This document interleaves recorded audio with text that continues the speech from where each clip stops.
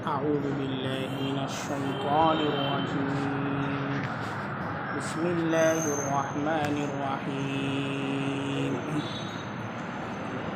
वमा जअलहुल्लाहु इल्ला बुश्रा लकुम वलितत्मइन्ना क़ुलूबुकुम बिही वमन नस्रु इल्ला मिन इंदिल्लाहिल अज़ीज़िल हकीम।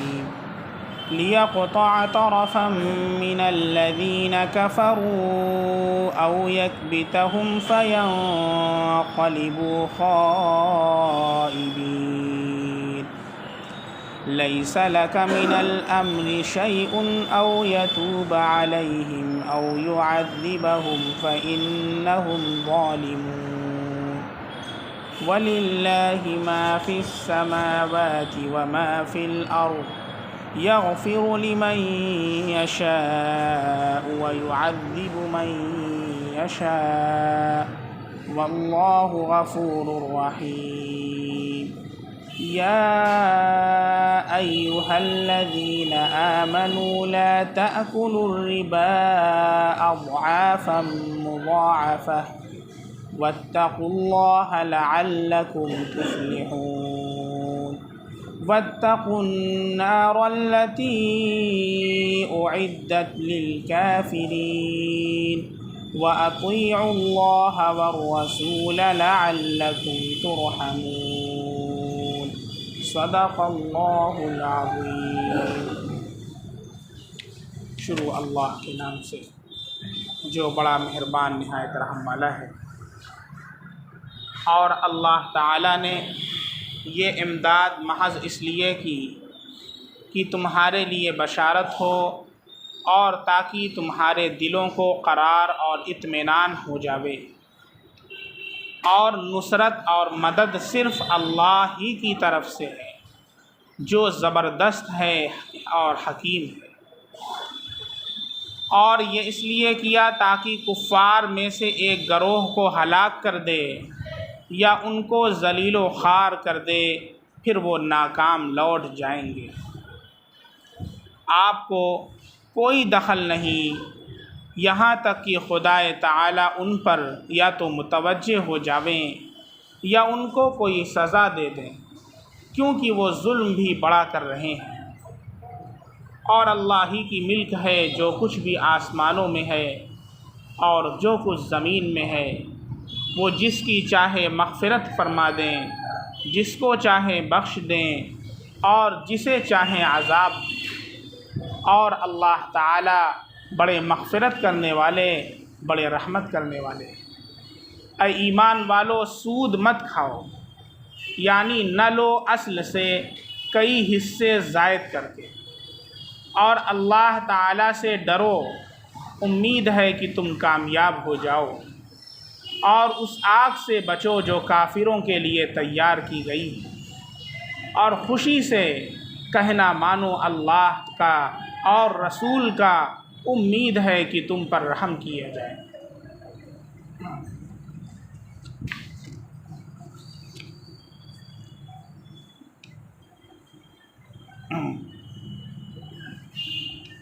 इससे पहले आप हजरात के सामने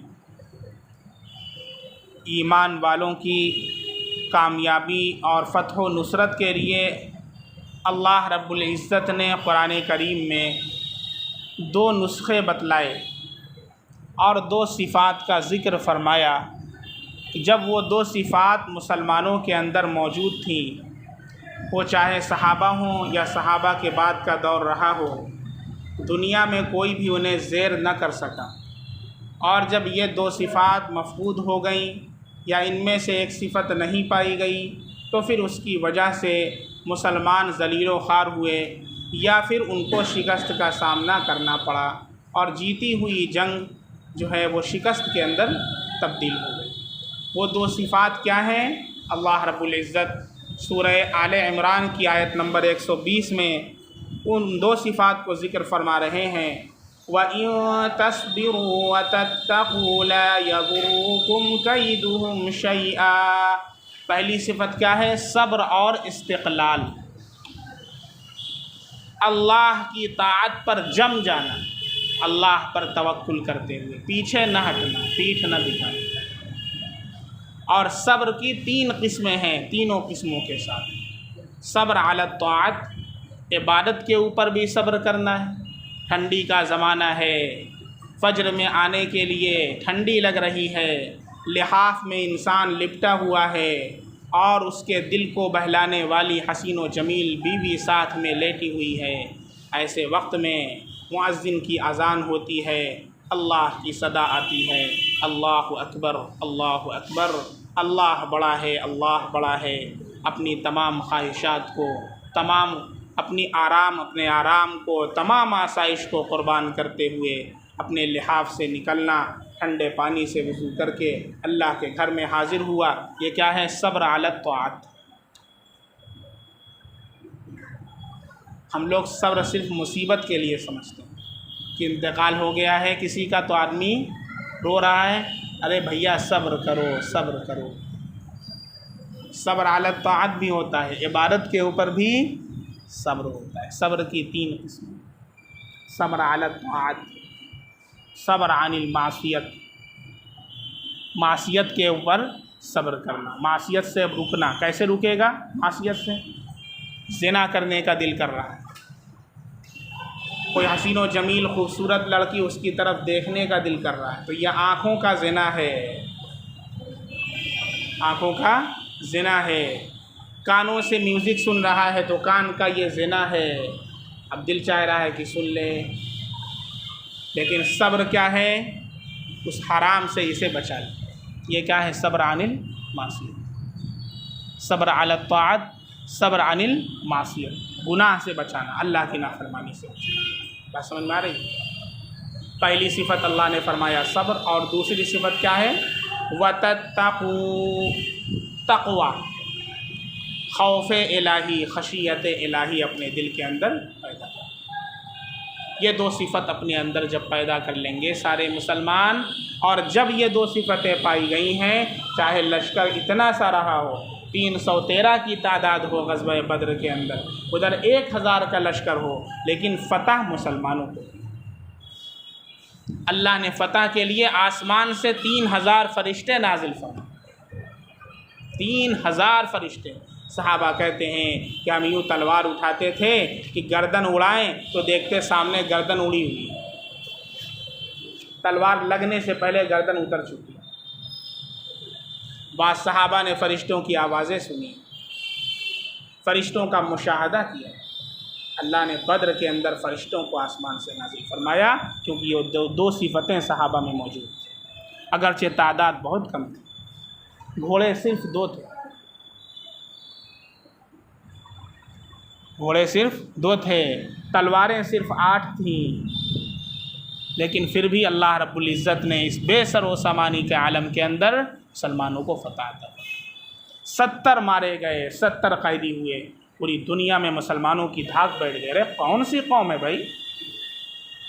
सारे के सारे लोहे से लैस थे, खुद पहने हुए थे, लोहे की टोपी पहने हुए हैं, लोहे का कपड़ा पहने हुए हैं, सबके पास तलवार है, सबके पास घोड़ा है। चंद निहत्ते लोग आए और उनका छक्का छुड़ा दिया। आखिर कौन लोग हैं भाई? सब तरफ मुसलमानों का चर्चा। क्यों? 2 सिफ़तें पाई। बात समझ में आ रही है? उसके बाद अल्लाह रब्बुल इज़्ज़त ने सबसे पहले मिसाल दी है ग़ज़वा उहुद की, वइद गदौत मिन अहलिका से, कि ग़ज़वा उहुद में क्या हुआ है? ग़ज़वा उहुद में सबसे पहले तो फ़तह हुई है, लेकिन उसके बाद वो जीती हुई जंग शिकस्त के अंदर तब्दील हो गई है। जीती हुई जंग शिकस्त के अंदर तब्दील हो गई। कहीं ना कहीं अल्लाह के ऊपर जो तवक्कुल था और अल्लाह के नबी सल्लल्लाहु अलैहि वसल्लम का जो हुक्म था उसमें कोताही पाई गई। उसके बाद अल्लाह ने ग़ज़वा बद्र की मिसाल दी कि ज़रा ग़ज़वा बद्र की मिसाल लो, तुम्हारी तादाद भी क्या थी? बहुत कम थी, और असलहे और साजो सामान भी कम था, लेकिन 2 सिफ़तें पाई गईं, अल्लाह ने तुम्हें फ़तह व नुसरत अता फरमाई। और फिर अल्लाह फरमाते हैं वमा जअलहुल्लाहु इल्ला बुशरा लकुम वलितत्मइन्ना कुलूबुकुम, कि अल्लाह ने जो फ़रिश्ते नाजिल फरमाए उस पर एक ऑब्जेक्शन होता है, एक एतराज़ होता है कि फ़रिश्ता तो एक ही काफ़ी था, एक ही फ़रिश्ता काफ़ी था सबको ख़त्म करने के लिए। अल्लाह ने 3000 फ़रिश्ते क्यों नाजिल फरमाए? है कि नहीं? बहुत लोग सवाल करते हैं या ज़हनों में सवाल आता है कि 3000 फ़रिश्तों के नाजिल करने की क्या ज़रूरत थी? अल्लाह ने उसका जवाब दिया, वमा जअलहुल्लाहु इल्ला बुशरा लकुम वलितत्मइन्ना क़ुलूबुकुम बिह। अल्लाह रब्बुल इज़्ज़त ने ये इमदाद जो की है, मदद जो फरमाई है फ़रिश्तों के ज़रिए, ये किस लिए? फ़रिश्तों को अल्लाह ने जो नाजिल फरमाया ये कुफ़ार से मुकाबला करने के लिए नाजिल नहीं फरमाया था। तो किस लिए? इल्ला बुशरा लकुम, ये तुम्हारी बशारत के लिए नाजिल फरमाया था। इसलिए खुशखबरी के लिए, कॉन्ग्रेचुलेट बोलने के लिए। जैसे आपका एग्ज़ाम में फ़र्स्ट नंबर आए, फ़र्स्ट पोजीशन है, नीट क्वालिफाई कर लिया है, एडमिशन मिल गया है, तो आपको लोग क्या कहते हैं? कॉन्ग्रेचुलेशंस। एक इंसान आया आपको खुशखबरी देने के लिए और पूरी जमात आए, पूरा गरोह आ जाए, 10 लोग मिल कर के आए, पूरा एक डेलीगेशन आपके पास आए आपको मुबारकबाद देने के लिए, तो ये बताएं किस में आपको प्राउड फील होगा? एक बंदा आए या पूरे 100 के लोग आए या 1000 लोग आए, हम लोग आपको मुबारकबाद देने के लिए आए, किस में प्राउड फील होगा? और किस में आपका दिल बहुत बड़ा हो जाएगा? जितनी तादाद ज़्यादा हो। अल्लाह ने सहाबा को कंग्रेचुलेट करने के लिए, सहाबा को खुशखबरी देने के लिए इंसानों को नहीं, फ़रिश्तों को भेजा, एक नहीं 3000 भेजा। बात समझ में आ रही है? वरना मुकाबले के लिए भेजते तो फ़रिश्तों के भेजने की क्या ज़रूरत? अल्लाह एक हुक्म दे देते, सारे के सारे यूँ ही साफ़ हो जाते। ये कुछ लोग एतराज़ करते हैं जो टीवी डिबेट पर बैठ जाते हैं एक्स मुस्लिम के नाम से, इनको ना कुरान मालूम है ना कुरान के क़ाफ़ का इल्म है, अलिफ़ का मखरज तक उनको मालूम नहीं। और जो यूथ्स हैं जो सिर्फ़ टीवी देखते हैं, सिर्फ़ यूट्यूब पर रहते हैं, सिर्फ़ सोशल मीडिया पर रहते हैं, वो क्या होते हैं? वाह वाह वाह, क्या उसने ऑब्जेक्शन किया है, जबकि उन्हें ख़ुद नहीं मालूम कि करने वाला क्या कर रहा है, और जो बैठ कर के उल्लू का पट्ठा जवाब देने के लिए बैठा है उसको भी कुछ इल्म नहीं।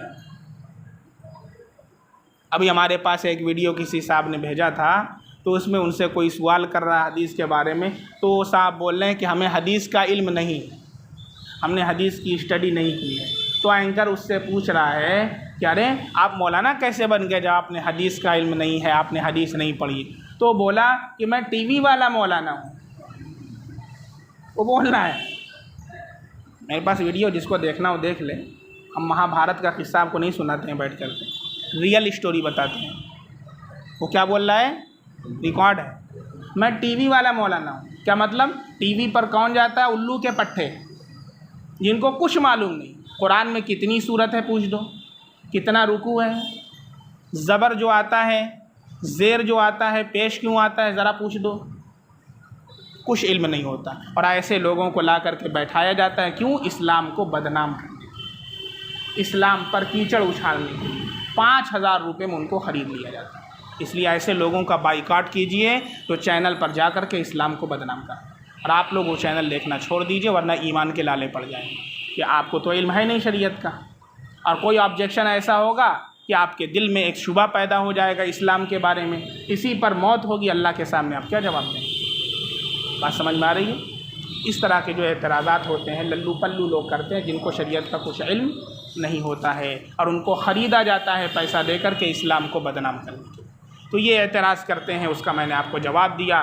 ज़रा ख़ुद कुरान ही पढ़ लेते तो अल्लाह ने ख़ुद उसका जवाब दिया, लेकिन कुरान भी नहीं पढ़ना जानते, वो सिर्फ इतना उठाते हैं और इतना खा जाते हैं। जैसे या अय्युहल्लज़ीना आमनू ला तक़रबुस्सलाह व अंतुम सुकारा, कुरान में अल्लाह इरशाद फरमाते हैं, ईमान वालों नमाज के करीब मत जाओ मगर इस हाल में कि तुम नशे के अंदर हो। तो इतना पेश करेंगे। अल्लाह ने कुरान में क्या कहा है? नमाज के करीब मत जाओ। सामने वाले को भी नहीं पता उसके बाद क्या लिखा है, और जो पढ़ने वाला वो जानबूझ करके छुपा रहा है। क्या हाल होगा आपका? कहीं कुरान में लिखा हुआ भाई नमाज ना पढ़ो, ज़रा उसके आगे तो पढ़ लो अल्लाह क्या फरमा रहा है। ये उस वक्त का वो इस वक्त की आयत है जबकि शराब हलाल थी, शराब हराम नहीं थी, शराब हलाल थी। चूँकि पहले से चलिए शराब की हुर्मत 3 दफ़ा में नाजिल हुई है, 3 स्टेजेस में, 3 स्टेजेस में शराब की हुर्मत नाजिल हुई है। इससे पहले जो शराब की हुर्मत का बयान आया था तो हमने तफसील से वहाँ पर आपको बतलाया था। समझ में आया? तो सबसे पहले अल्लाह ने क्या कहा सहाबा से कि कम से कम जब नमाज का वक्त हो तो शराब पी करके नमाज मत पढ़ो, नशे की हालत में नमाज न पढ़ो। ये पहला स्टेप हुआ। बात समझ में आई? अभी शराब हराम नहीं हुई थी, तो इसको क्या कर दिया, किसी ने कहा अल्लाह ने लिखा है नमाज के करीब मत जाओ। अब सोच लें कितने बड़े गधे और उल्लू के पट्टे इस तरह की बात करते हैं। ये सारे के सारे जो हैं वो बिल्कुल शरीयत के इल्म से नावाकिफ़ हैं, जो बैठ करके जिनको ख़रीदा जाता है इस्लाम को बदनाम करने के लिए और शरीयत पर कीचड़ उछालने के लिए। वो चंद टिकों के अंदर बिकने वाले लोग। अपने आप को और अपने ईमान को ऐसे लोगों से बचाएं, वरना इर्तिदाद आपके घर के अंदर सरायत कर जाएगा और हवा तक नहीं लगेगी। बात समझ में आ रही? तो अल्लाह ने क्या जवाब दिया उसका, वमा जअलहुल्लाह, अल्लाह ने इमदाद जो फरमाई है फ़रिश्तों के ज़रिए, ये किस लिए फ़रमाई है, इल्ला बुशरा लकुम, ताकि तुम्हें कॉन्ग्रेचुलेट करे, ताकि तुम्हें खुशखबरी अल्लाह दे फ़रिश्तों से, वली तत्मइन्ना क़ुलूबुकुम बिही, और ताकि तुम्हारा दिल मुतमईन हो जाए। भाई आपसे एक लड़ने वाला 1000 लड़ने वाले हैं, आपके पीछे 3000 लोग खड़े हो जाएं, चलो हमें लड़ाई, आपके दिल में इत्मीनान होगा कि नहीं होगा? अल्लाह ने फ़रिश्तों को खड़ा कर दिया पीछे। बात समझ में आ रही है? वाली तत्मइन्ना क़ुलूबुकुम बिही, और ताकि तुम्हारे दिल मुतमईन हो जाएं। और फिर अल्लाह इरशाद फरमाता है कि मदद और नुसरत ये सिर्फ़ अल्लाह की तरफ से है। कभी इसका ख्याल मत कर लेना, कभी असबाब के चक्कर में पड़ कर के ये मत सोच लेना कि अल्लाह रब्बुल इज़्ज़त की तरफ से जो मदद आ रही है वो उसको भूल मत जाना, और ये मत सोच लेना कि हमारे पास तो इतने घोड़े हैं और हमारे पास तो इतने हथियार हैं और इतनी तादाद है तो आज हम जंग जीत जाएंगे। असबाब की वजह से जंग नहीं जीती जाती। अल्लाह की तरफ से जब नुसरत और मदद आती है फिर जा कर के इंसान फतह हासिल करता। हमेशा अपना ईमान अल्लाह की ज़ात पर। बात समझ में आ रही? तवक्कुल इसी का नाम है। तवक्कुल नाम किसका है? अपने एतबार से हर तरह का सबब इख्तियार करके अल्लाह की ज़ात पर भरोसा करना है। तवक्कुल इसका नाम नहीं है कि घर में बैठ कर के आप दुआ करें कि अल्लाह ताला खाना आ जाए और दुकान खुल जाए। नहीं, दुकान पर आप जाएं, दुकान खोलें और वहाँ पर बैठें और फिर अल्लाह से दुआ करें कि अल्लाह रिज़्क़ अता फरमा, रिज़्क़ हलाल अता फरमा। बस समझ में आ रही? अल्लाह फरमाते हैं वमन नस्रु इल्ला मिन इंदिल्लाहिल अज़ीज़िल हकीम, और नुसरत और मदद सिर्फ़ अल्लाह ही की तरफ से है जो कि ज़बरदस्त है और हिकमत वाला है। और फिर अल्लाह ने फरमाया कि अल्लाह ने जो ये इमदाद फरमाई उसमें इक्का दुक्का वाक़यात भी पेश आए। जो फ़रिश्ते आए थे असल मकसद तो उनका बशारत था, असल मकसद तो उनका इत्मीनान दिलाना था, लेकिन इक्का दुक्का उन्होंने ऐसे कर भी दिया तो गर्दन वर्दन भी छटक गई, लेकिन वो मकसद नहीं था।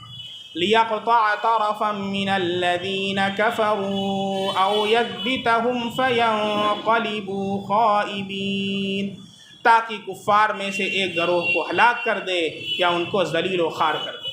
चुनांचे 70 मारे गए बद्र के अंदर और 70 क्या हुए? कैदी बनाए गए और बकिया भाग खड़े हुए, जगह नहीं मिली उनको सर छुपाने की। अल्लाह ने उनको ज़लील और रुस्वा किया। फ़यन्क़लिबू ख़ाइबीन, फिर वो नाकाम होकर के लौट जाए।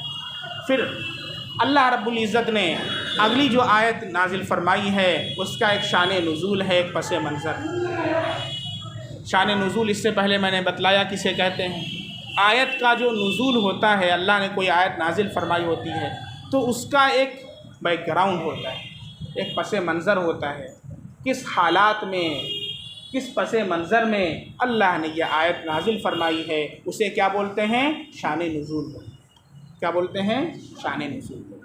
तो ये जो आयत है लैसा लका मिनल अम्री शैउन औ यतूबा अलैहिम औ युअद्दिबहुम फ़इन्नहुम ज़ालिमून, हुआ ये कि ग़ज़वा उहुद के अंदर जब वो 50 घोड़सवार तीर अंदाज अल्लाह के नबी सल्लल्लाहु अलैहि वसल्लम ने जिनको एक घाटी और पहाड़ी पर मुकर्रर फरमाया था और अब्दुल्ला इब्न जुबैर रज़ी अल्लाह अन्हु को उनका सरदार मुकर्रर किया था और ये फरमाया था कि हम जंग जीतें या हारें तुमको यहाँ पर रहना, यहाँ से हटना नहीं है। लेकिन हुआ यूँ कि इब्तिदा ही के अंदर मुसलमानों ने ज़बरदस्त हमला किया और कुफ़ार भागना शुरू हो गए और मुसलमानों ने उनको खदेड़ा। अब ये जो लोग 50 लोग खड़े हुए थे उनमें से कुछ लोगों ने कहा कि अब तो जंग तो हम लोग जीत ही चुके हैं, अब यहाँ खड़े रहने का क्या फ़ायदा, चलो माले गनीमत की तरफ। सारे मुसलमान जो है जो सब छोड़ करके जा रहे हैं उसको इकट्ठा कर रहे हैं, हम लोग भी उसको इकट्ठा करते हैं। तो उनके जो सरदार थे हज़रत अब्दुल्लाह बिन जुबैर रज़ी अल्लाह अन्हु, उन्होंने कहा क्या अल्लाह के नबी का हुक्म तुम्हें याद नहीं? अल्लाह के नबी सल्लल्लाहु अलैहि वसल्लम ने क्या फरमाया था, हम जीते या हारे तुमको हटना नहीं। तो उन्होंने कहा कि अल्लाह के नबी सल्लल्लाहु अलैहि वसल्लम का हुक्म उस वक्त था जब जंग जारी हो, जंग तो ख़त्म हो चुकी, अब यहाँ रहने खड़े होने का क्या फ़ायदा। उन्होंने भी अपना इज्तिहाद किया, और इज्तिहाद जो करता है तो वो अगरचे गलती पर हो, मुजतहिद मुख्ती वो उसको भी एक नेकी मिलती।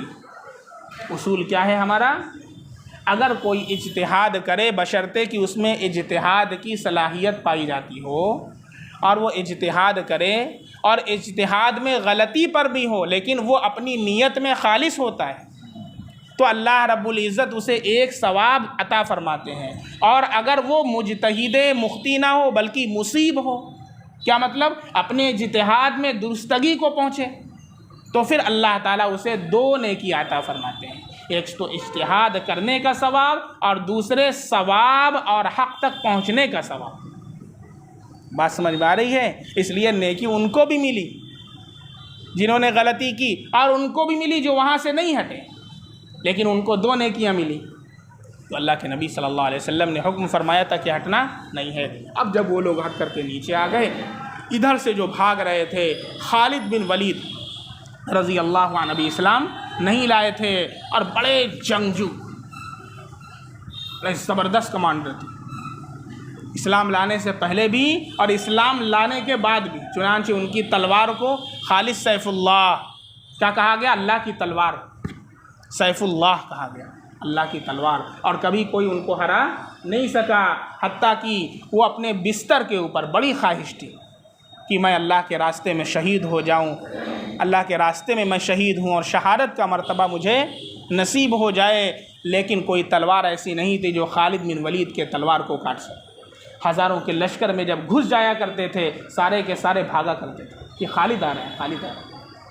अल्लाह ने जुरात अता फरमाई थी खालिद बिन वलीद रज़ी अल्लाह अन्हु, और पूरे जिस्म के ऊपर ज़ख्म थे, तीरों के निशानात थे, और बिस्तर के ऊपर मौत आई है।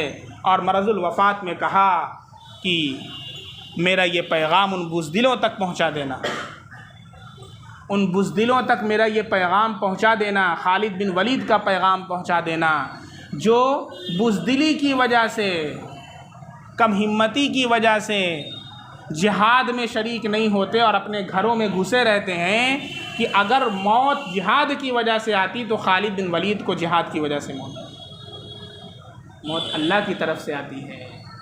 बात समझ में आ रही है? इसलिए मेरा पैगाम पहुंचा देना कि वो खालिद बिन वलीद जिसने कई जंगों में शिरकत की है और कुफ़ार के जत्थे के अंदर वो घुसा है, लेकिन आज वो गधे की तरह अपने बिस्तर के ऊपर मर रहा है। खालिद बिन वलीद रज़ी अल्लाह अन्हु के अल्फाज, डर और ईमान ये एक जगह जमा नहीं हो सकते। डर और ईमान एक जगह जमा नहीं हो सकते। कोई ईमान भी रखे और डरे भी किसी से अल्लाह के अलावा, मोमिन हो ही नहीं सकता। फिर तो ईमान वाला सिर्फ अल्लाह से डरता है, अल्लाह के अलावा किसी से नहीं डरता है। और जब तक मुसलमानों के अंदर ये बात थी, बड़े बड़े जो कैसर व किसरा के दरबार में अकेले साहबी चले जा रहे हैं। हज़रत रुबैया इब्ने अम्र सहाबी कैसर व किसरा के दरबार में जाते हैं, इस पर खच्चर पर सवार होकर के जाते हैं। तलवार भी टूटी हुई तलवार। और वो कैसर व किसरा का दरबार जिसमें उस वक्त की महंगी से महंगी, कीमती से कीमती कालीन बिछी हुआ करती, और उस पर जो जाता था पहले बादशाह को यूँ सलाम करता था झुक करके, और कुछ लोग तो सजदे में चले जाते थे उनके रोब दबदबे की वजह से। अरे इतने बड़े बादशाह हैं, और फिर ऐसे ऐसे करके जाते थे, ऐसे ऐसे, और जब निकलते थे तो पीठ नहीं फेरते थे, ऐसे ऐसे करके, और जब दरवाज़ा आता था तब वहाँ से निकलते थे, बादशाह की तौहीन ना हो जाए। और जानते हैं किस शान से हज़रत रुबैया दाखिल हुए हैं? खच्चर पर सवार हो करके। वो जो दरबान था रोकने वाला, उनको रोकता है, उसको ऐसे मारते हैं जाके वहाँ गिरता है, कोई पैदा नहीं हुआ मुझे रोकने वाला अल्लाह के अलावा, तू कौन है भाई, हट। बादशाह भी देखता क्या, आने दो भाई आने दो, कौन आ गया। खच्चर पर सवार हो करके जाते हैं उसके दरबार के अंदर। सारे वज़ीर खड़े होकर कैसे देख रहे हैं, कौन आ रहा है, एक मोमिन आ रहा है। ये ईमान वाले की शान हुआ है। आज तो हम इतने बुज़दिल बने हुए हैं, धागा बांध रहे हैं बैठ करके लाल लाल, कहीं कोई पहचान न ले कि हम मुसलमान हैं, दाढ़ी छिलवा रहे हैं बैठ करके। अल्लाह छांट देगा मुसलमानों, तुम इतना कुफ्र से बुज़दिल बने बैठे हो। अरे जान एक मरतबा जाएगी तो रोज़ाना थोड़ी ना जान जाएगी। शेर की एक दिन की ज़िंदगी गीदड़ की 100 साल की ज़िंदगी से बेहतर है। कैसा खौफ तुम लिए बैठे हो, अल्लाह का खौफ नहीं तुम्हारे अंदर। अल्लाह ने जब मौत लिखी है तभी मौत आएगी, उससे पहले कोई तुम्हें मार नहीं सकता है। तो पूरी दुनिया की ताकत जमा हो जाए, तुम्हारा एक बाल बेका नहीं कर सकती। और ये ईमान नहीं है तो फिर से कलमा पढ़ लो। ईमान नहीं है तुम्हारा, ईमान और खौफ एक दिल में जमा नहीं हो सकते। बात समझ में आ रही है। और उस टूटी हुई तलवार से उसकी पूरी कालीन में छेद करते हुए गए, सुराख करते हुए। अरे क्या हो रहा है भाई, हट जाओ, अल्लाह का शेर आ रहा है। अब पहुँचते हैं वहाँ पर बादशाह के सामने। कौन हो, अपना जो खच्चर की जो रस्सी थी वो बादशाह का जो तख्त था उसके पाँव में जाके बांध देते हैं। उसके तख्त में, जिस तख्त पे बैठा हुआ था उसके पाँव में रस्सी बांधते हैं और जा करके उसके बगल में बैठ जाते हैं। अरे तुम कौन हो भाई, कौन हो, कहाँ से आए हो। जानते हैं क्या कहा उन्होंने, नहनु कौमुन इब्तअसनल्लाह लिनुखरिजल इबाद मिन इबादतिल इबाद इला इबादति रब्बिल इबाद व मिन ज़ीक़िद दुनिया इला सअतिहा व मिन जौरिल अदयान इला अदलिल इस्लाम। बादशाह उनका मुँह ताकता है। ये मुसलमानों की जुर्रत। आज तो लाल धागा बांध रहे बैठ करके लोग, टीका लगा रहे हैं, टोपी लगा रहे हैं। ओह, छटाई का दौर चल रहा है भाई, छटाई वाला। अल्लाह छाट रहा है। ईमान वाले अलग हो जाएंगे, निफाक वाले अलग हो जाएंगे।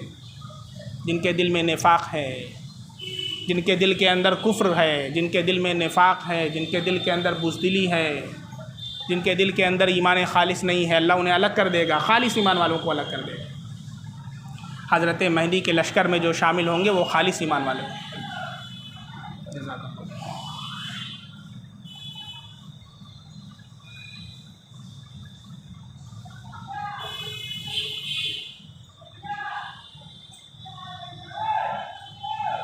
अल्लाह अब एक मौसर पिलाए।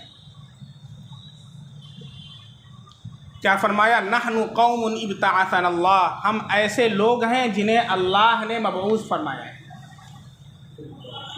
अल्लाह ने भेजा है। इब्तअसनल्लाह, क्यों भेजा है भाई, क्या सुन लो क्यों भेजा है। लिनुखरिजल इबाद, लिनुखरिजल इबाद मिन इबादतिल इबाद इला इबादति रब्बिल इबाद। फिर तुम्हारे दरबार में चल रहा है ना, कोई आकर के रुकू कर रहा है, कोई आकर के सजदा कर रहा है।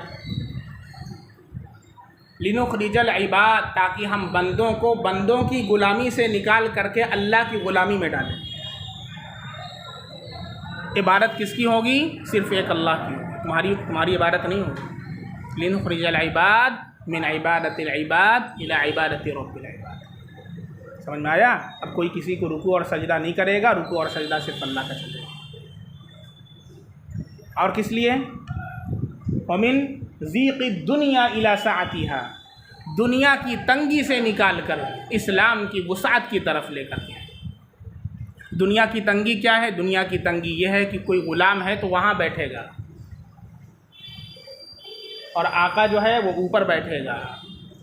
और अगर दलित है तो क्या किया जाएगा, अगर बैठ गया किसी बरहमन के घर चला गया तो यहाँ तक कि उसका घोड़ा सिर्फ उसके दरवाजे से चला गया, घोड़े पर बैठ करके। दलित की शादी थी, वो घोड़े पर बैठ करके अपनी बारात में बेचारा जा रहा था, बरहमन के घर के आगे से चला गया, मार मार करके उसको हलाक कर दिया। यह हमें सिखाएंगे आदल करना। पहले अपने बर्तन में तो झाँको। हलाक कर दिया दलित को इसलिए कि वो दलित हैं, वो शूद्र हैं। इंसान के बदन की 4 किस्में उनके यहाँ। ऊपर वाला, उससे कौन बनता है, ब्राह्मण बनते हैं। उसके बाद सीने वाला, उससे कौन बनता है? क्षत्रिय बनता है, जो लड़ाई वड़ाई करते हैं। ऊपर वाले का काम खाली हुकूमत करना है, वो लड़ाई नहीं करने जाएगा, वो सबको झोंक देगा लेकिन अपना बैठेगा ऊपर। हमारे ये सब नहीं है, हमारे नबी आ गए हैं लड़ाई करने। हमको आओगे तुम सिखाने? जिस्म का 4 हिस्सा तुमने कर दिया। और नीचे वाला कौन है? जो पैर के बराबर है, दलित, आदिवासी। ये लोग क्या करेंगे? ये लोग खाली खिदमत के लिए पैदा किए गए। खाली इनको क्या करना है? इनको झोंको, इनसे बैल चलवाओ, खेती करवाओ, सारी खिदमत के काम इनसे। ये तकसीम की गई, ये इंसानियत है। वमिन ज़ीक़ि दुनिया इला सातिहा। आओ इस्लाम के अंदर एक सफ़ में खड़े हो गए महमूद व अयाज़, ना कोई बंदा रहा ना कोई बंदा नवाज। ये इस्लाम पहली सफ़ के अंदर आकर के अगर एक ग़ुलाम बैठ जाए इमाम के पहली सफ़ के अंदर, तो किसी बादशाह वक्त के अंदर भी उसे हटाने की हिम्मत नहीं। यह है इस्लाम। कितनी मंदिरों का मैं आपको नाम बताऊं, उसमें दलित का जाना मना है, नहीं जा सकते। बाकायदा सुप्रीम कोर्ट के अंदर केस चला और वहाँ पर कर्फ्यू नाफिज किया गया, दलित जा ही नहीं सकते उसके अंदर। ऐसा भगवान है कि उससे दलित मिल ही नहीं सकते हैं। हमारा अल्लाह तो है, सब लोग मिल सकते हैं, पहली सफ़ के अंदर बैठ सकते हैं, बादशाह भी नहीं उसे हटा सकता है। तो क्या कहा सहाबी ने?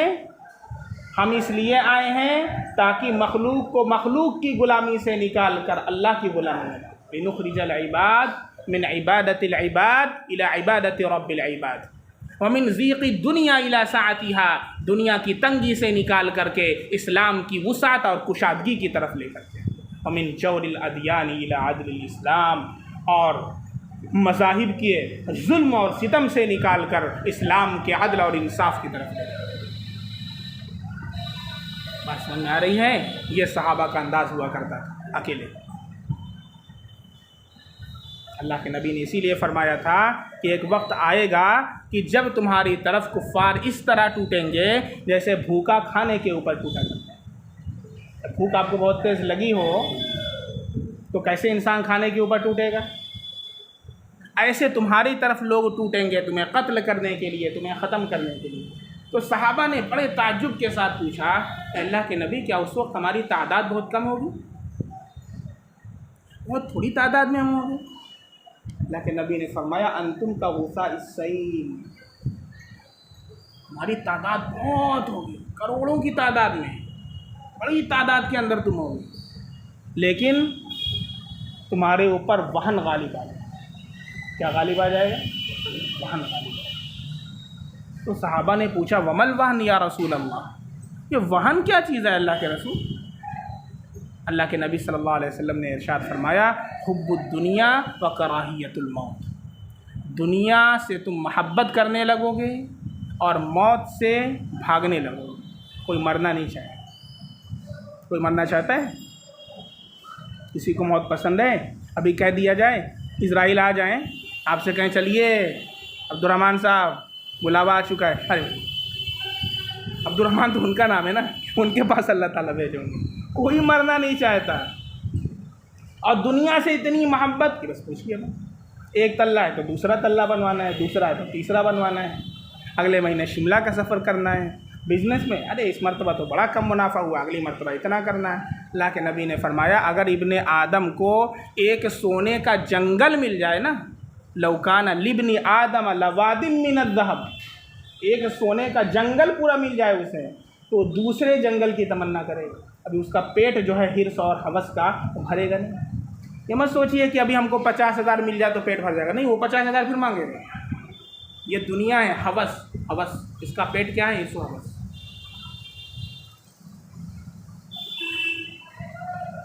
बात समझ में आ रही है? मैं क्या शान नुज़ूल आपको बता रहा था? शान नुज़ूल क्या बता रहा था कि अल्लाह के नबी सल्लल्लाहु अलैहि वसल्लम पर यह आयत कैसे नाज़िल हुई। अल्लाह के नबी सल्लल्लाहु अलैहि वसल्लम का एक हुक्म टूटने की वजह से जो जंग जीती जा चुकी थी वो शिकस्त में तब्दील हो गई, और उसमें से कुछ नौजवान वो नीचे उतर आए और खालिद बिन वलीद रज़ी अल्लाह अन्हु से बात चली। खालिद बिन वलीद रज़ी अल्लाह अन्हु जो अभी इस्लाम नहीं लाए थे, उन्होंने देखा जो भाग रहे, देखा कि ओहो इस टीले पर तो कुछ ही नौजवान हैं, अगर हम यहाँ से चढ़ाई करें और यहाँ पर काबिज़ हो जाएं तो फिर मुसलमानों को हम लोग पीछे की तरफ से हमला करेंगे और वो मुसलमान क्या होंगे, हमारे जद के अंदर आ जाएंगे। चुनांचे उन्होंने वहाँ से चढ़ाई कर दी। अब वो कुछ लोग थे, वो उन्होंने अपना दिफा तो किया, लेकिन कब तक दिफा करते, आखिर सारे के सारे शहीद हो गए। और फिर खालिद बिन वलीद और अपने लश्करियों के साथ आ गए और पीछे से उन्होंने हमला करना शुरू किया। अब मुसलमान जो इधर भाग रहे थे, अब वो जब पीछे को मुड़े तो जब वो आगे के जो कुफ़ार थे उन्होंने देखा कि अरे पीछे तो हमारी जमात है, वो फिर इस तरफ को आ गए और मुसलमान बीच के अंदर पिस गए और ज़बरदस्त नुकसान, हत्ता कि अल्लाह के नबी सल्लल्लाहु अलैहि वसल्लम का दंदाने मुबारक शहीद हो गए। पहले तो ये ख़बर उड़ाई गई, अफवाह उड़ा दी गई कि अल्लाह के नबी नऊज़ुबिल्लाह शहीद हो गए। अब इसका सुनना था तो और मुसलमानों की जान निकल गई। अरे नबी सल्लल्लाहु अलैहि वसल्लम शहीद हो गए तो हम रह के क्या करेंगे। जो कुछ बचा कुचा उनके अंदर था, तो थोड़ा साहस, थोड़ी सी हिम्मत वो भी ख़त्म हो गई। हत्ता कि अल्लाह के नबी सल्लल्लाहु अलैहि वसल्लम को मुसलमानों ने बिल्कुल एक घाटी की तरफ लेकर के आए और कुफ़ार का एक पूरा रेला आता था, पूरा लश्कर आता था। सहाबा अपनी पीठ से अल्लाह के नबी का दिफा करते थे। हज़रत तलहा रज़ी अल्लाह, हज़रत अबू दुजाना रज़ी अल्लाह की पीठ को उन्होंने ढाल बना दिया। 70 ज़ख्म उनके पीठ के ऊपर, शहीद हो। अल्लाह के नबी का दिफा किया। अंसार ने अल्लाह के नबी का दिफा किया। वो अंसार जिन्होंने अल्लाह के नबी सल्लल्लाहु अलैहि वसल्लम ने जब उनसे पूछा था कि क्या करोगे, कुफ़ार आ रहे हैं, अंसार ने कहा कि हम वो नहीं, मूसा अलैहिस्सलाम की कौम नहीं कि हम ये कह दें कि जाइए आप और आपका परवरदिगार जाकर के लड़ाई करें, इन्ना हाहुना काइदून, हम यहाँ बैठे हुए हैं। हम वो कौम नहीं हैं। हम वो कौम हैं कि अगर आप हुक्म देंगे तो समंदर में घोड़े डाल दें। वो अंसार, उन्होंने अल्लाह के नबी की हिफाजत फरमाई, लेकिन फिर भी अल्लाह के नबी सल्लल्लाहु अलैहि वसल्लम के दंदारे मुबारक में से ये जो आगे के 4 दांत होते हैं, 2 ऊपर के और 2 नीचे के दांत होते हैं, इसको सनाया उलिया और सनाया सुफला बोलते हैं और रुबाई इसको बोलते हैं। इसमें से जो नीचे की तरफ का जो दाहिना वाला दांत था, ये वाला, कि अल्लाह के नबी का शहीद हो।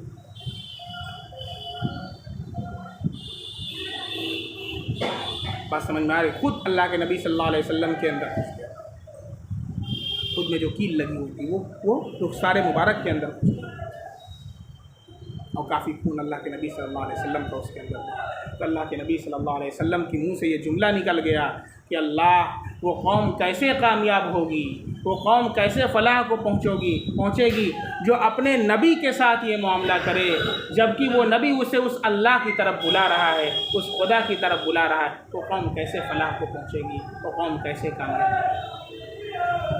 अल्लाह के नबी सल्लल्लाहु अलैहि वसल्लम की ज़ुबान से जुमला निकल गया था। और बुखारी की एक रिवायत के अंदर है कि अल्लाह के नबी सल्लल्लाहु अलैहि वसल्लम ने कुछ कुफ़ार के लिए बद्दुआ भी फरमा दी, जो बहुत ज़्यादा परेशान कर रहे थे, तीर पे तीर मारे जा रहे, सहाबा को शहीद किए जा रहे। अल्लाह के नबी सल्लल्लाहु अलैहि वसल्लम ने उनके लिए बद्दुआ के अल्फाज निकल गए। अल्लाह रब्बुल इज़्ज़त ने कुरान की आयत, लैसा लका मिनल अम्रि शैउन औ यतूबा अलैहिम औ युअज़्ज़िबहुम फ़इन्नहुम ज़ालिमून। इस पसे मंज़र में यह आयत नाजिल हो रही है। अब इसका महत्व समझ में आ रहा है, इंपॉर्टेंस समझ में आ रहा है। हम तो यूँ ही कुरान को पढ़ लेते हैं, अल्हम्दुलिल्लाह रब्बिल आलमीन मालिकी यौमिद्दीन इय्याका नअबुदु व इय्याका नस्तईन, अल्लाहु अकबर। अल्लाह के बंदे कुछ सोच के पढ़ो, अल्लाह क्या फरमा रहे हैं कुरान में। दिल नहीं लगता, दिल कैसे लगेगा जब आपको पता ही नहीं क्या पढ़ रहे हैं, कैसे दिल लगेगा। मेरा दिल तो है सनम आशना, तुझे क्या मिलेगा नमाज में। जो मैं सर बसजदा हुआ कभी तो फलक से आने लगी सदा, तेरा दिल तो है सनम आशना, तुझे क्या मिलेगा नमाज में। अपने दिल में तो तूने एक बुत बैठा रखा है, किसका, माशूक का, हसीना का, गर्लफ्रेंड का, तो नमाज में तुझे क्या मिलेगा।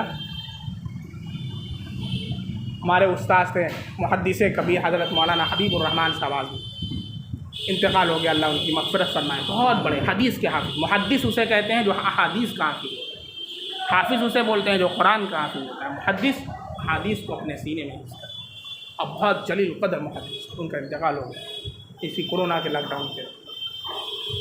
वो कहा करते थे सर सजदे में फ़लान दगाबाजी में। उनका ये जुमला बहुत मशहूर था, कहते थे सर सजदे में फ़लान दगाबाजी। अल्लाह क्या इरशाद फरमा रहे हैं, जब अल्लाह के नबी सल्लल्लाहु अलैहि वसल्लम की ज़ुबान से ये अल्फाज निकले तो अल्लाह ने यह आयत नाज़िल फरमाई, लैसा लका मिनल अम्रि शैउन औ यतूब अलैहिम औ युअद्दिबहुम फ़इन्नहुम ज़ालिमून। आपको कोई दखल नहीं यहाँ तक कि खुदाए ताला उन पर या तो मुतवज्जे हो जावें या उनको कोई सज़ा दे दें, क्योंकि वो जुल्म भी बड़ा कर रहे हैं।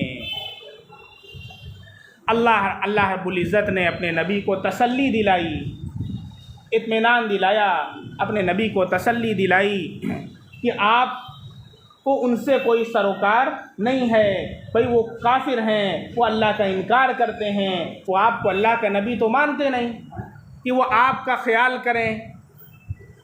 भाई इंसान किसका ख्याल करता है, उसको माने, उसको आपको मानते ही नहीं, आपके तो वो दुश्मन हैं, जानी दुश्मन है कि नहीं। तो फिर वो क्या करेंगे, वो तो आपकी जान ही के दर पे रहेंगे, वो आपकी हिफाजत थोड़ी ना करेंगे। लैसा लका मिनल अम्रि शैउन औ यतूब अलैहिम औ युअद्दिबहुम फ़इन्नहुम ज़ालिमून। वो बहुत बड़ा जुल्म कर रहे हैं। फिर आगे अल्लाह का इरशाद है, वलिल्लाहि मा फ़िस समावाति व मा फ़िल अर्ज़। अल्लाह ही की मिल्कियत है जो कुछ भी आसमानों में है, जो कुछ भी ज़मीन में है। आज हमने ज़रा सा गाड़ी ले ली और अपने मकान बनवा लिए, बंगले बनवा लिए, तो हम क्या कहते हैं, ये मेरा बंगला है, ये मेरी गाड़ी है। इंसान जोश में आता है, इंसान फ़ख्र में, तकब्बुर में आकर के इस तरह के जुमले कहता है, जबकि आप देखें कि ये सारी मिल्कियत टेम्परेरी और आरिज़ी है। ये मोबाइल मेरा है, मेरा नहीं है, अल्लाह का है, अल्लाह ने हमें अता फरमाया। ये सेहत मेरी नहीं है, जिस्म मेरा नहीं है, जान मेरी नहीं है, ये आँखें मेरी नहीं है, बंगला मेरा नहीं है, गाड़ी मेरी नहीं है, किसकी, अल्लाह की। अल्लाह ने हमें चंद दिनों के लिए इस्तेमाल करने की इजाज़त दी है, चंद दिनों के लिए। अभी हमारी जान निकल जाए तो ये सारा का सारा किसका होगा, हमारे वरसा का हो जाएगा। उनकी भी जान निकल जाए तो किसका होगा, अल्लाह की तरफ लौट, अल्लाह ही का है। चुनाचे कल क़यामत के दिन अल्लाह रब्बुल इज़्ज़त इरशाद फरमाए, एक सवाल करें सब लोगों से, लिमनिल मुल्कुल यौम, आज किसकी बादशाहत है, आज किसकी मिल्कियत है। अल्लाह ताला सवाल करें, लिमनिल मुल्कुल यौम, कोई जवाब नहीं देगा, क्योंकि उस दिन तो सारी मिल्कियत अल्लाह की होगी, सारी बादशाहत तो अल्लाह की होगी। कौन बोलेगा, लिमनिल मुल्कुल यौम, अल्लाह सवाल करे आज किसकी बादशाहत है, कोई जवाब नहीं देगा। फिर अल्लाह रब्बुल इज़्ज़त खुद जवाब देंगे, लिल्लाहिल वाहिदिल क़ह्हार, उस अल्लाह की बादशाहत है, उस अल्लाह की मिल्कियत है जो क्या है, बड़ा ज़बरदस्त है। लिल्लाहिल वाहिदिल क़ह्हार, और यकता है और बड़ा ज़बरदस्त है कल क़यामत के। तो इसलिए हमेशा हमें इसका तसव्वुर करना चाहिए कि हमारे पास जो कुछ है उस अल्लाह का दिया हुआ है, कि जिसको चंद दिनों के लिए हमें इस्तेमाल के लिए दिया हुआ है, बकिया इसमें हमारा कोई बहुत बड़ा दखल नहीं है। और फिर अल्लाह हमसे जब चाहेगा वो ले लेगा। तो इससे तकब्बुर को जो अंदर घुस जाता है, इंशाअल्लाह वो तकब्बुर दिल से निकले। इस जवानी पर जो हम इतरा रहे हैं, ये चंद दिनों के अंदर हमसे फुर्सत हो जाएगी, फिर बुढ़ापा आ जाएगा, कमर में दर्द हो जाएगी, घुटने में दर्द हो जाएगी, ये सारी जवानी क्या हो जाएगी, ख़त्म हो जाएगी। हमारे उस्ताद एक वाक़या सुनाया करते थे कि एक लैला और मजनू थे। मजनू था, वो लैला के ऊपर बहुत आशिक था।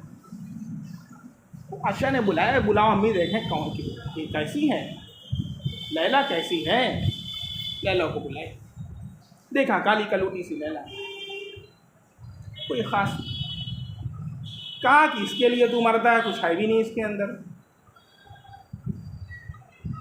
कोई ऐसी चीज़ भी नहीं कि हसीन व जमील हो, कोई बात हो।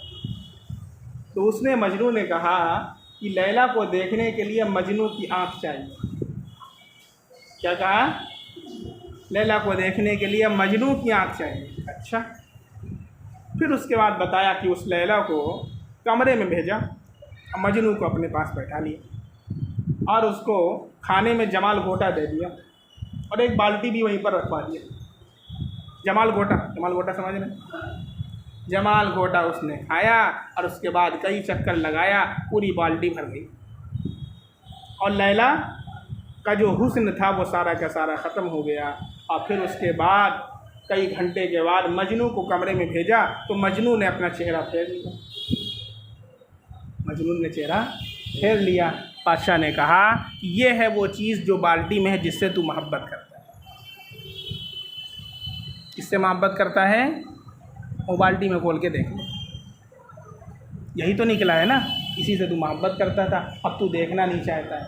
हुस्ने सूरत चंद रोज़ा, हुस्ने सीरत मुस्तक़िल, हुस्ने सूरत चंद रोज़ा, हुस्ने सीरत मुस्तक़िल, इससे खुश होती हैं आँखें, इससे खुश होता है दिल। इसलिए अपनी सीरत को बनाने पर तवज्जो। खूब मेकअप कर रहे हैं, ब्यूटी पार्लर खुला हुआ है आजकल तो, मर्दों का पार्लर, मेंस पार्लर, पता नहीं क्या करते हैं जवान वहाँ जा जाकर। शादी से पहले बाकायदा हमारा एक दोस्त है, वो वो करता है, सैलून का काम करता है। जब मेरी शादी होने वाली थी तो एक हफ्ता पहले मिला, मुफ्ती साहब कब करवाएंगे? क्या करवाना है भाई? बस कर दें ना, कि क्या करना है ना, थोड़ा सा वो मार दें, वो क्या होता है पता नहीं क्या, हाँ वो मार दे, थोड़ा lightning flash, makes the lightning flash about. सूरह वो क्या है, सूरह कहफ। जो सूरह कहफ हर जुमा को पढ़ता है, अल्लाह उसके चेहरे को खूबसूरत बनाते हैं और नूरानी बनाते हैं। ये मेकअप, ये अल्लाह की तरफ से मेकअप होता है, और फिर एक हफ्ते तक उसका चेहरा नूरानी होता है, और ये नूर एक हफ्ते तक ज़मीन से आसमान तक कायम रहता है, और फिर वो जा कर के महफूज हो जाता है तोहफे की शक्ल। तो आप जाएंगे अल्लाह ताला के यहाँ तो आपको क्या मिलेगा? गिफ्ट। कितनी खुशी होगी। अभी कोई आपको गिफ्ट दे दे, कितनी खुशी होती है। और गिफ्ट में क्या निकलता है? इतना बड़ा डब्बा खोलो, खोलते खोलते एक पेन निकल जाएगा, बहुत निकल जाएगा, 100, 200, 300, 500, 1000, 50,000 का सामान निकल जाएगा। अल्लाह ताला जो गिफ्ट अता फरमाएंगे 50,000 का गिफ्ट नहीं होगा, वो ऐसा गिफ्ट होगा कि पूरी दुनिया उसकी कीमत नहीं हो सकती, ऐसा गिफ्ट। लेकिन अफसोस होता है कि ये चंद टिकों के गिफ्ट के लिए नौजवान अपनी ज़िंदगियां ख़राब कर देते हैं। अल्लाह जो गिफ्ट अता फरमाएंगे उसके लिए हमारे पास वक्त नहीं। सूरह कहफ नहीं पढ़ सकते, सूरह कहफ पढ़ने का टाइम नहीं। और जुमा को पहुँचेंगे कब? जब इमाम साहब खुतबे के लिए जा चुके होंगे, तब हम मस्जिद में आएंगे। जुमे के दिन भी इतनी अल्लाह की तरफ से तौफीक नहीं कि कम से कम थोड़ी देर पहले चले जाए। जो पहले जाता है उसके लिए क्या सवाब है? एक ऊँट सदका करने का सवाब, एक ऊँट सदका करने का सवाब मिलता है।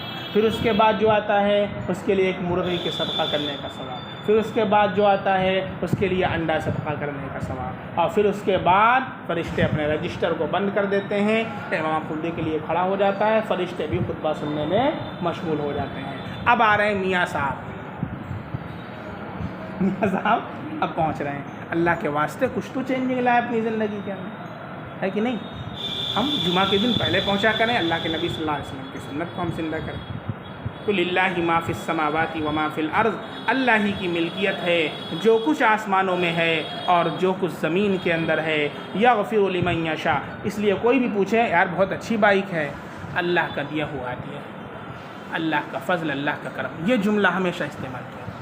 इससे तकब्बुर ख़त्म होगा और अल्लाह की हम्दो सना होगी और आपको इस पर तारीफ़ मिलेगी, और अल्लाह ताला कहेंगे देखो मेरा कितना अच्छा बंदा है, इतनी अच्छी बाइक तो लिया है, लेकिन एक मरतबा ये नहीं कहता है मेरी बाइक, क्या कहता है? अल्लाह ने मुझे अता फरमाया, मेरे अल्लाह का करम है, मेरे अल्लाह का फर्ज है। कोई कहे यार बड़ा अच्छे लग रहे हो आज, बड़े हैंडसम लग रहे हो, मेरे अल्लाह का फर्ज है, मेरे अल्लाह का करम, अल्लाह ने खूबसूरती अता फरमाया, है कि नहीं?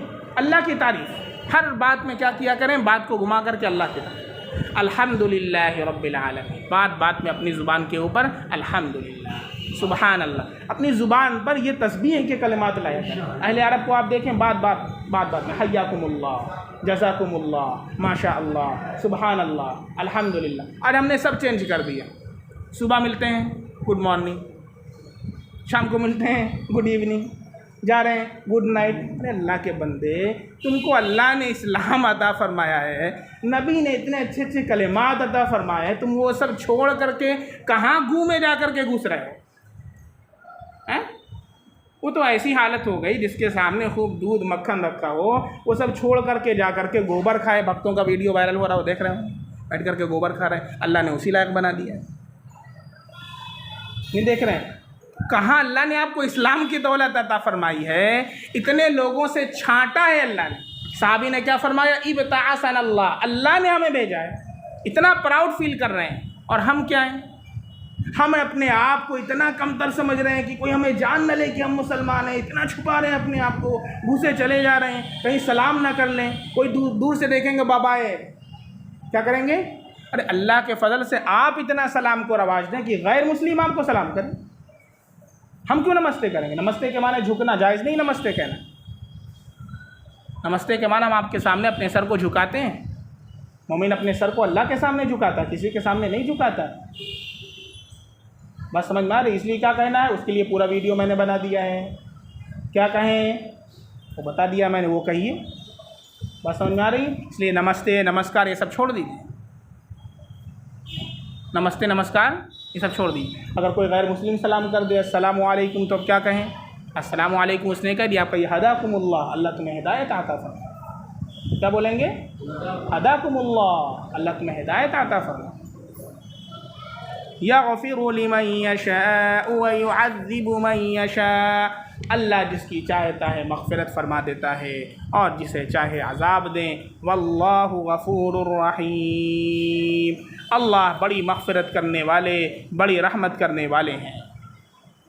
अल्लाह रब्बुल इज़्ज़त हम सबको इल्म अमल की तौफ़ीक़ अता फरमाए। रुकू पूरा हो चुका है, इसलिए यहाँ पर तफ़सीर का इख्तिताम होता है। इंशाअल्लाह की तफ़सीर अगली। सुब्हानल्लाह व बिहम्दिही, सुब्हानकल्लाहुम्मा व बिहम्दिका, अशहदु अन ला इलाहा इल्ला अंता, अस्तग़फ़िरुका व अतूबु इलैक। सुब्हान रब्बिका रब्बिल इज़्ज़ति अम्मा यसिफ़ून, व सलामुन अलल मुरसलीन, वल्हम्दुलिल्लाहि रब्बिल आलमीन।